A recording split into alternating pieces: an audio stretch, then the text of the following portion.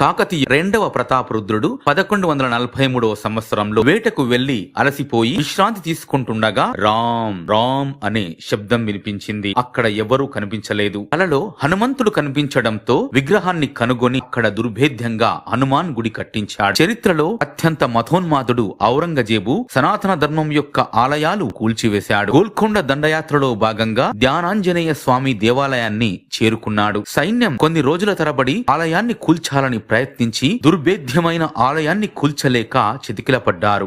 ఔరంగజేబు స్వయంగా తానే కూల్చాలని గుణపాన్ని తీసుకొని రాయిపై బలంగా కొట్టాడు. వెంటనే ఉలిక్కిపడ్డాడు. పిడుగులాంటి శబ్దం. ఆ శబ్దంతో పాటే మాటలు. తోడ్నా హేతో కరో మాన్ ఘాట్ అంటే మీరు ఈ ఆలయాన్ని చిన్నం చేయాలనుకుంటే హృదయాన్ని కఠినతరం చేసుకోండి. ఆ మాటలు విన్న ఔరంగజేబు నిలువెల్లా వణికిపోయాడు. వెనుదిరిగి చూడకుండా పారిపోయాడు. నాటి నుండి హర్మన్ ఘట్ దేవాలయంగా పూజలందుకుంటున్నాడు ఆంజనేయ స్వామి.